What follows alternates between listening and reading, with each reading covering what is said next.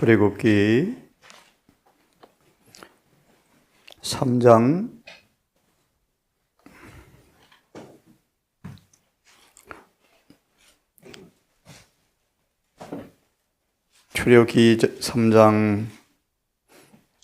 2절과 4절까지를 한번 5절까지를 한번 읽어보겠습니다.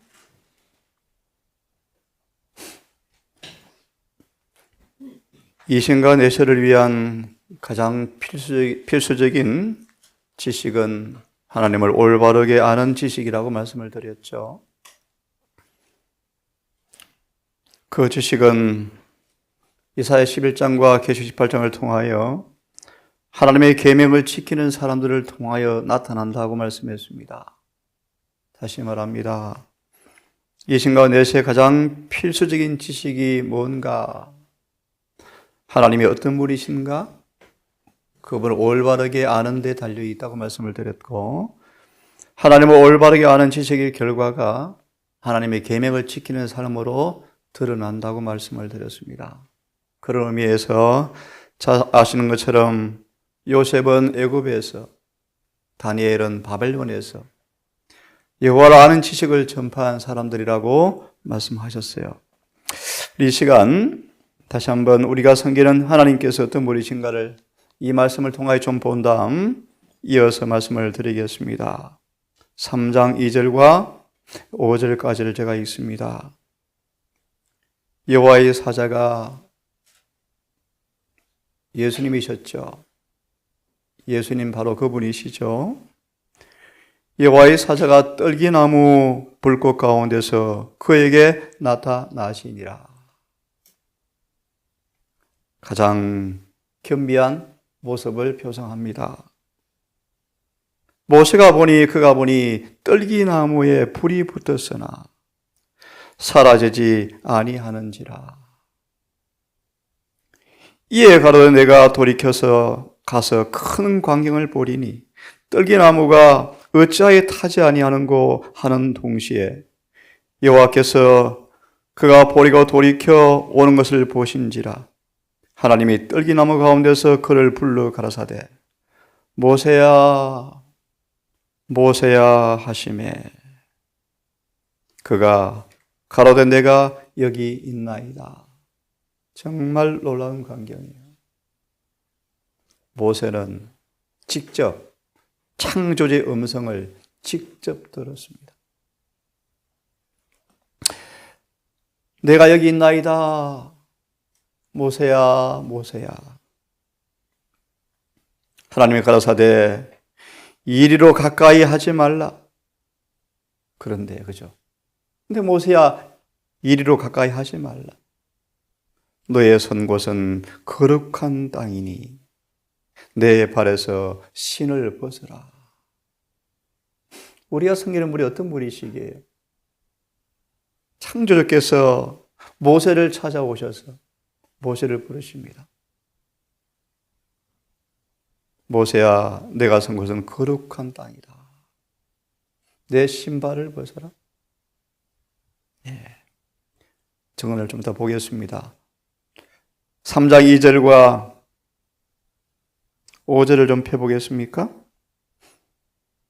하나님을 두려워하라 말씀을 드리기에 앞서서 출애굽기 3장과 또 다른 말씀을 통하여 먼저 본 다음 어제 이어서 말씀을 드릴 텐데요. 3장 2절과 5절 이렇게 말합니다. 불 붙는 떨기나무의 실제성 한번 읽어보겠습니다. 떨기나무 불꽃 가운데서 하나님께서 나타나신 일을 해석하는 일은 가장 예리한 지성의 수요자까지라도 당황케 한다. 인간의 이해를 넘어서죠. 떨기나무가 뭔지 알죠, 여러분? 초란 가시나무입니다. 가시나무. 볼품 없죠. 칙칙한 나무의 모습, 가시가 있는 모습인데요. 볼품 없는 나무를 상징해요. 그 나무에 주님께서 임재하셨는데요. 우리 인간의 타락한 성육신도 표상합니다. 자, 여하튼요. 그것은 꿈도 환상도 아닌 생생한 현실이에요.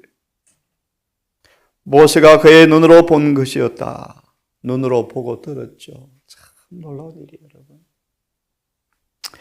그는 떨기나무 가운데서 그를 부르시는 하나님의 목소리를 듣고 그의 얼굴을 가리웠다. 이것은 그가 직접 하나님의 임재, 면전에서 있다는 것을 분명히 느꼈기 때문에 모세는 얼굴을 가리웠다. 이 장면 이사야 6장을 보시면 천군 천사가 법궤를 바라보고 속죄서를 바라보고 두 날개로 얼굴을 가리고 있죠. 거룩한 경외심을 의미해요. 그가 하나님이 인간과 말씀하고 계셨다. 이 아침 우리는 성경을 통하여 하나님의 말씀을 또 듣습니다, 여러분. 정언의 말씀을 통하여 하나님의 음성을 듣습니다. 그가 때때로 본 광경이 그에게 말씀하시는 음성으로 인하여 마음에 받은 감명을 결코 다 묘사할 수는 없었지만 그것이 마음에서 절대로 지워지지 않았다.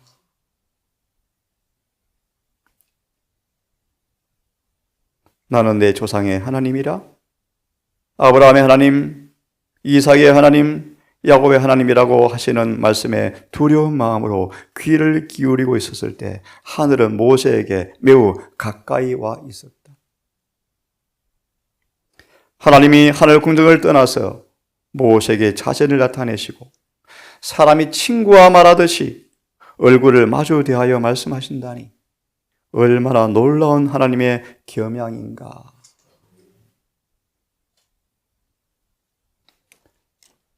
역대상 16장을 좀 펴겠습니다. 역대상 16장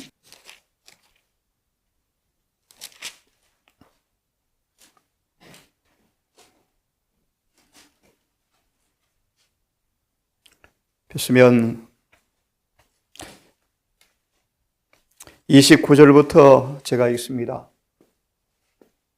29절부터 몇 구절을 읽겠습니다. 역대상 16장 29절. 여호와의 이름에 합당한 영광을 그에게 돌릴지어다. 예물을 가지고 그 앞에 들어갈지어다. 아름답고 거룩한 것으로 여호와께 경배할지어다. 온 땅이 그 앞에서 떨지어다. 세계가 굳게 서고 흔들리지 못하는도다. 하늘은 기뻐하고 땅은 즐거워하며 열방 중에서는 이르기를 여호와께서 통치하신다 할지어다. 32절. 바다와 거기 충만한 것이 외치며 밭과 그 가운데 모든 것은 즐거워할지어다. 그리할 때 삼림의 나무들이 여호와 앞에서 즐거이 노래하리니 주께서 땅을 심판하러 오실 것입니다. 여호와께 감사하라. 그는 선하시며 그 인자하심이 영원함이로다. 너희는 이르기를 우리의 구원의 하나님이여 우리를 구원하여 만국 가운데서 건져내시고 모으셔서 우리로 주의 성호를 감사하며 주의 영예를 찬양하게 하소서 할지어다. 우리가 섬기는 분이 어떤 분이신가? 거룩하고 아름다움으로 그분을 경배할지어다. 그분 앞에 두려워 떨지어다. 그분이 천지를 창조하시고 천하를 통치하시는도다. 30절을 주석을 보시면 아주 묘사를 잘 해놓았습니다. 16장 30절을 좀 봅니다. 그 앞에서 떨지어다. 즉 그분 앞에서 거룩한 경외심을 가지고 설지어다. 예. 시편 29편을 보시면 성소에 들어오실 때 하나님을 예배하는 장소가 분리되어진 성소로 들어오실 때 먼지를 털고 들어와라. 그죠? 엄숙한 경외심으로 그분 임재를 실제로 느끼고 입에 잡담을 하지 말고 조용히 자리에 앉아라.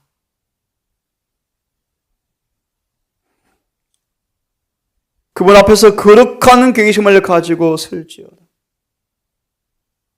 사람은 하나님 앞에 비굴한 공포와 겁내고 두려워하는 마음으로 나갈 필요가 없다. 하나님은 사람의 친구이시며 원수가 아니시다. 그분은 죄인의 가장 좋은 친구이시다. 예수께서는 죄인들에게 다가오시고 그들의 죄에서 그들을 구원하기 위하여 이 세상에 들어오셨다. 어린 아이들을 두려운 기색 없이 그분에게 갈 수가 있었고, 하지만 하나님은 거룩한 분이시다. 그분은 온 천지의 주제이시므로 인간은 그분의 거룩한 이름에 합당한 존경과 경외하는 태도를 항상 나타내야 한다. 그러한 경외심은 사람과는 조화를 이루지만 어떤 사람들이 그들의 창조주요 구속주에게 혹은 그분에 대하여 지나치게 경망스럽게 말하는 것과는 양립할 수가 없다. 그 다음 말씀 보세요. 정신이 혼미한 인류에게 주어질 수 있는 가장 큰 위로의 기별은 여호와께서 천지를 통치한다는 소식이다. 만약 이 말이 사실이 아니라면 불안하고 두려워해야 할 이유는 얼마든지 있을 것이지만 열국의 분쟁과 소유 가운데서도 그룹 위에 자정하신 하나님께서 여전히 지상의 모든 사건들을 인도하시고 주도하시므로 너희는 잠잠하여 여호와를 신뢰하라, 의리하라, 그렇게 말합니다. 자, 이제 계속 봅니다. 우리가 섬기는 하나님께서 어떤 분이신가? 여호수아 7장을 좀 펴시겠습니다.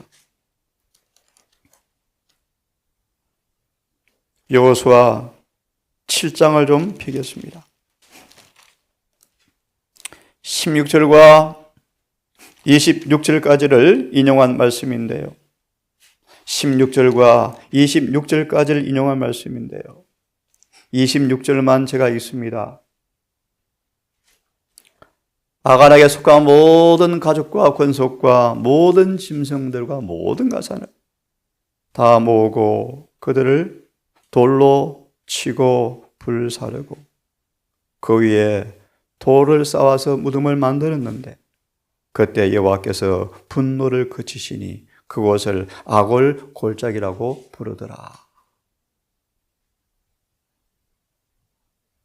하늘에 가는 여정길에 곁길로 가는 모든 길목마다 하나님께서 경고 표지판을 세워두셨대요. 아골 골짜기, 실물교훈이. 하나님께서 무엇을 분노하셨는가? 죄인들의 친구이시고 아이들을 가까이 하시고 품에 안으시는 그분께서 어떤 분이시기에 우리는 거룩한 경외심으로 그분 앞에 신발을 벗고 두려워 떨라고 말씀하시는가? 모세를 찾아와서 친구처럼 말하는 그분께서 모세야 신을 벗을래? 내 가까이 올 수는 없어. 어떤 분이실까? 7장 16절의 말씀을 좀 보려고 합니다. 죄는 밝혀내어야 하고 책망받아야 한다.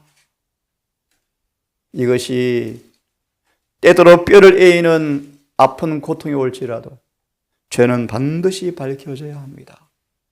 그래서 방금 찬양처럼 죄악을 벗어야 하겠네. 우리는 지금 회개를 통하여 죄가 완전히 벗겨져야 합니다. 그리고 성령의 은혜를 통하여 그분의 의가 우리 안에 가득 쌓여야 합니다. 그래서 방금 말씀처럼 죄와 상관없는 모습으로 그분의 재림의 날에 서야 합니다. 봅니다. 너무 잘 아시는 것처럼 아간의 이야기는 한 사람의 죄로 인하여 회중 전체에게 하나님이 얼마나 불쾌하시는지를 보여주는 곳이다. 너무너무 중요해요. 그렇죠? 주님이 12 가운데 가롯 유다를 스스로 물론 떨어져 갔지만 제거하신 다음에 또 신실한 하나를 12를 채운 다음에 성령을 주셨어요. 뭘 의미하는가? 주님이 늦음에 성령을 주기 전 교회를 청소하실 거예요. 그게 라오디가 보내는 기별이에요. 라오디가 보낸 기별을 통하여 교회를 청소하실 청소. 그래서 그 기별에 순응하여 표준을 높인 사람들에게만 늦은 배가 주어져요.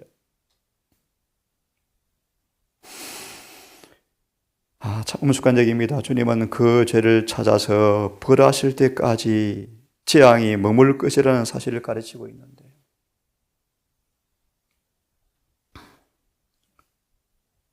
치명적 문둥병에 감염된 한 사람, 수천 명에게 부정을 옮길 것이기 때문에 주님은 뼈아픈 일이지만 그들을 뭐 했습니까? 격리시키셨죠. 그죠? 왕이건 왕후건 문둥병은 자비가 없죠. 100% 쫓겨나야 됐죠. 왜요? 죄는 반드시 감염시키는 표상으로 문둥병은 감염시키거든요. 왜 주님을 아간의 죄를 철저히 찾아내십니까? 죄는 반드시 사람을 부패시켜요. 반드시 부패시켜요. 아침에 본 말씀이에요. 아담과 하와가 낙엽이 썩는 걸 보고, 낙엽이 썩나요?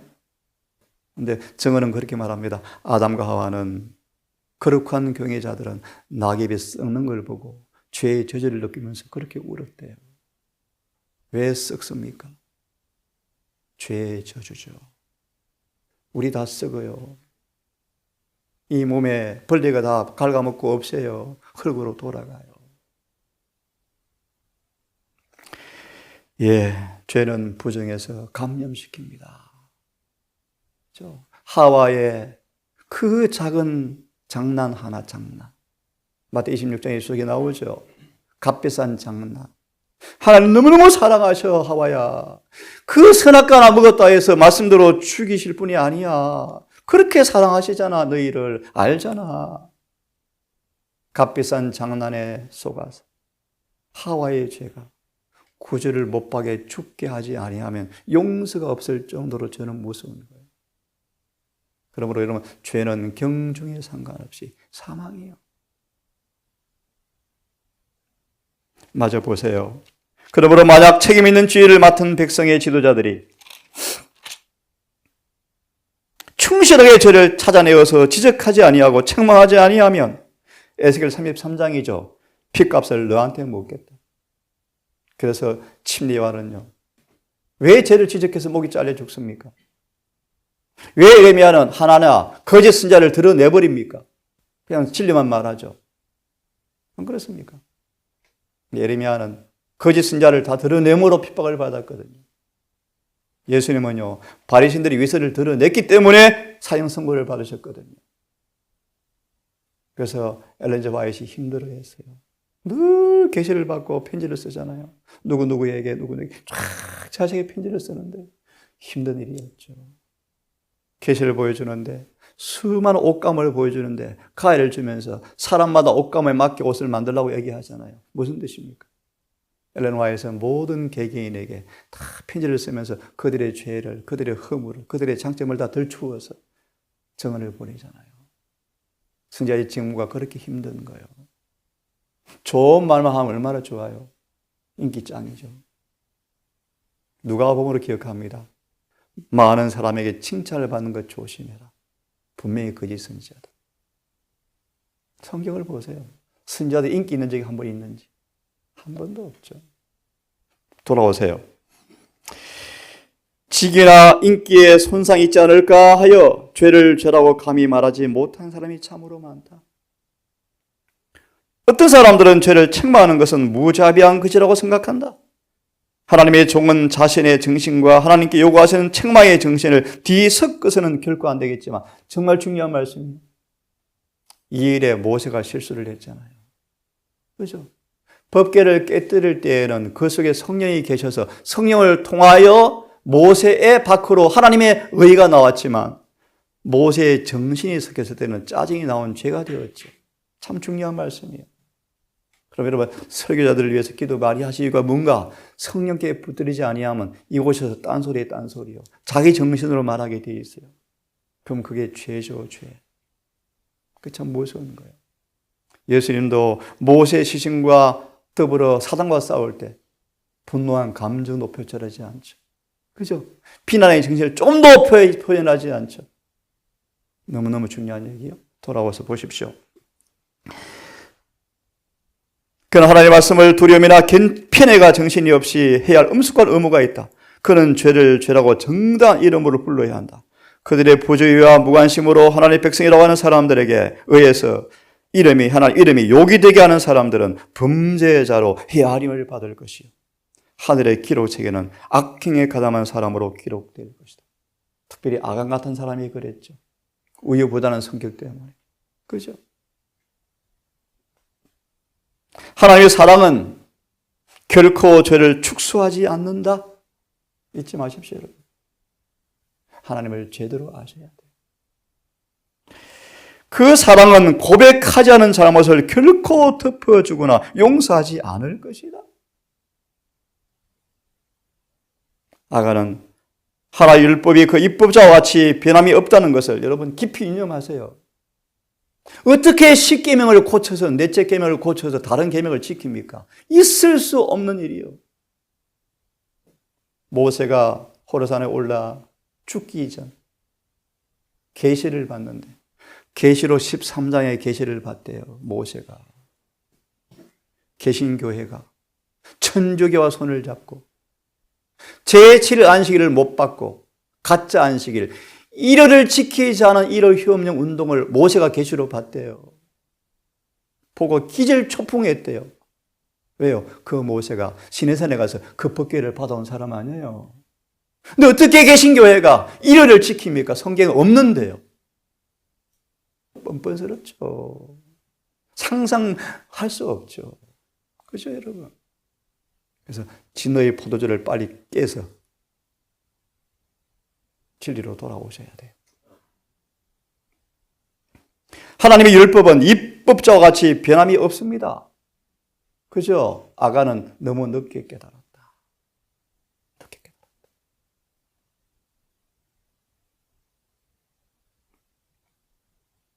이것은 우리 모든 행동과 사상과 감정과 관계를 갖고 있다. 참 엄숙한 얘기예요, 여러분. 엘리야가 7번 기도할 때 보시나 자신의 감정을 살폈다. 어디에서 죄를 지었는가 깊이 반성하면서 드디어 나는 무가치하구나, 아무것도 아니구나, 완전한 자아 포기의 지점까지 가게 되었을 때 비가 왔죠. 비가 왔죠.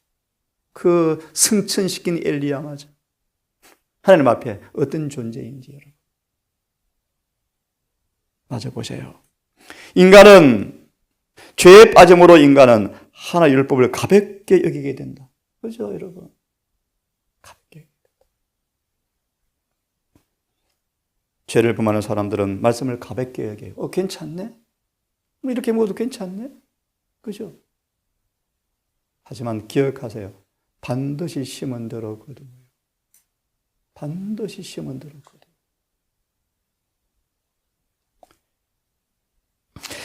죄를 자기 주위의 사람에게 숨기고 스스로 심중에 이르기를 하나님은 죄악에 주목하리라 만큼 엄한 분이 아니라, 착각이요.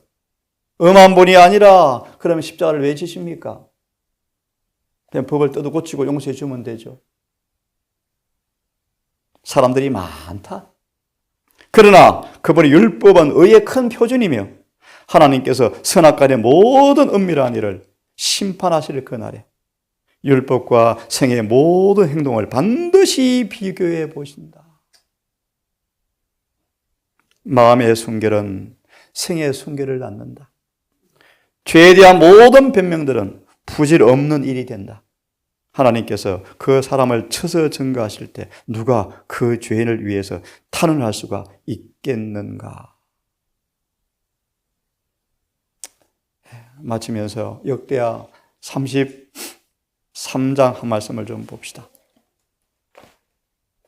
역대하 33장 한 말씀만 보고 아침 또 마무리해야 될 것 같습니다.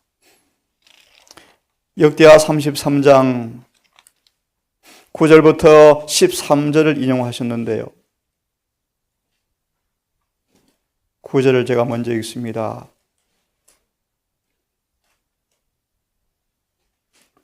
유다와 예루살렘 거민이 므낫세의 꾀임을 받고 악을 행한 것이 여호와께서 이스라엘 자손 앞에서 멸하신 열방보다 더욱더 심하였도다. 이사야를 톱으로 켜 죽인 므낫세. 히스기야가 더 살고 싶은 욕심 때문에 만들어낸 므낫세의 자식. 히스기야가 일찍 죽어서 므낫세가 안 탄생했을 텐데 15년 더 사는 바람에 태어난 므낫세가 다 말아먹죠. 다 말아먹죠. 열방보다 더 큰 죄를 지었더라. 여호와께서 그 백성에게 이르셨으나 저희가 듣지 아니한 고로 여호와께서 아스르 왕의 군대 장군들로 와서 치게 하심에. 네?